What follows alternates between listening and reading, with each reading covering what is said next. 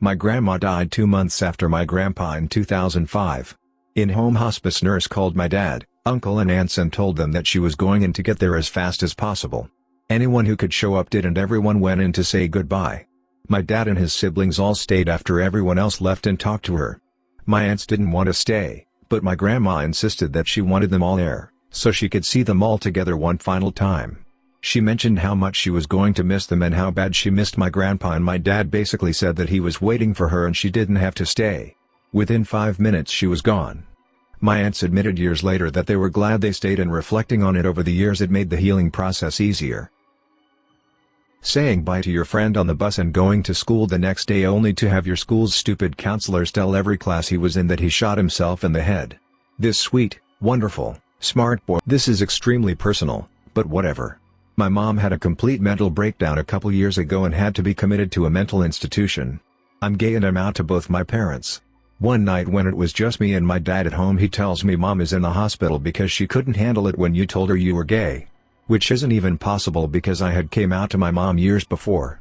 But that still hurts to think about to this day. My mom is doing much better now and is stable because of her medicine. Mary passed away in her sleep last night. She was my aunt. But I considered her more. She was my best friend. She was my rock and I was hers.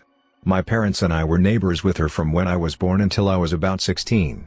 I practically lived with her for a bit, then we moved off about 30 minutes away. I spent as much time as I could with her, staying at her house on weekends and such. I was actually supposed to be visiting her when she died, but I got sick. All I remember is my dad waking me and I knew something. I had a long-term boyfriend in my late 20s tell me when we broke up that he didn't know if any of his feelings were real. We had discussed and made plans to move in together and had potential plans to move to a new state for a job.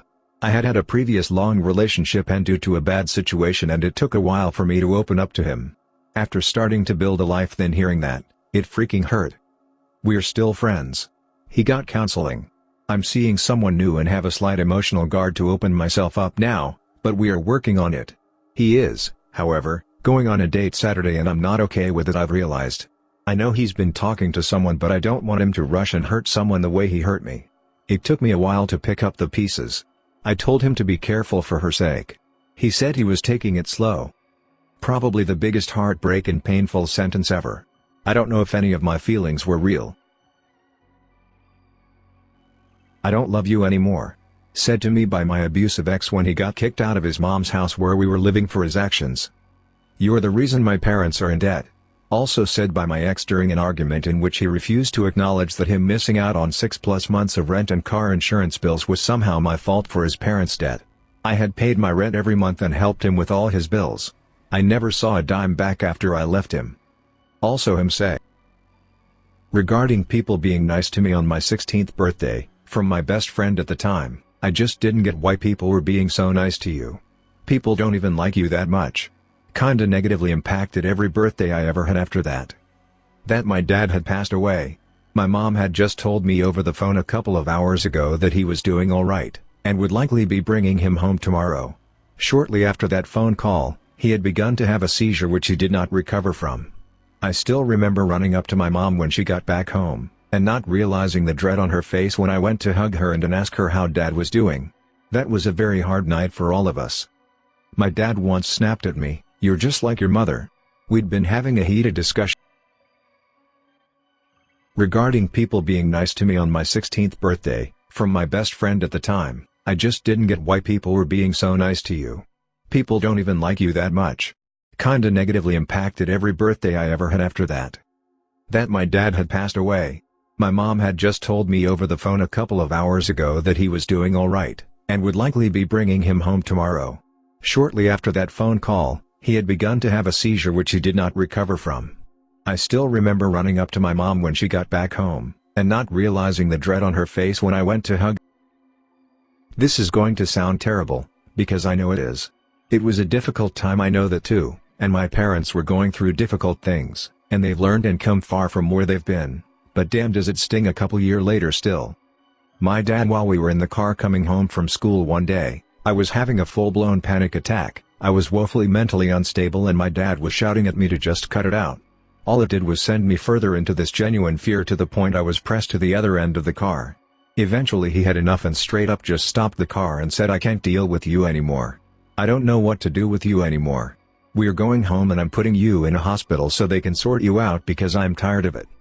My mom said a similar thing another time when I had barely moved from bed for a week when I was supposed to be getting reading for school. Every day she's come in and tell me to get ready, but I was so out of it that I heard it but could barely process anything that was happening. One day she walking past my room, was about to say the same stuff again about getting ready but then just muttered, "I can't deal with this," and kept walking. After that day she gave up on coming to my room, and to be honest that hurt more. It's only the bad things I had remembered though, like my brain only wanted to accept everything bad, because anything positive wasn't true. A few months ago I actually was just in my phone trying to find something I sent my dad a while ago and came upon these text messages that sent to me every day after that, wishing me a good morning, telling me to stay strong, saying I'm his sunshine. And when I ended up going into the clinic he did it then too. The things they said still sting, but I also know it wasn't meant entirely. The thing that hurts most though is that I can't even recall receiving all those messages from my dad, but I can crystal clearly remember those two negative instances with them. I was told I was being irrational by someone completely emotional. It will be hard for you to understand why this is painful to me, much less the most painful thing I've ever heard, despite receiving plenty of bad family or personal news. But I'll try to explain. Everything I do makes sense. I'm sometimes wrong, like any other person, but the thoughts that lead to my mistakes are consistent with my knowledge and ability. All my words and actions are measured and explainable. I don't speak or act if they don't, unless I'm extremely drunk. When the person told me I'm being irrational, they attacked the core of what I strive to be. A normal person can be explained to, an emotional person can't. They're not willing to hear or accept reason. I can't appeal to emotion, it has no consistency and makes no sense. So I stayed silent, and they self-righteously believed they were right and mocked me. The pain comes more from the paradox of the correct response being no response than their petty jabs. I feel good that I at least helped them vent, but it still bothers me that anyone could fling that phrase at me and there is no shutting it down.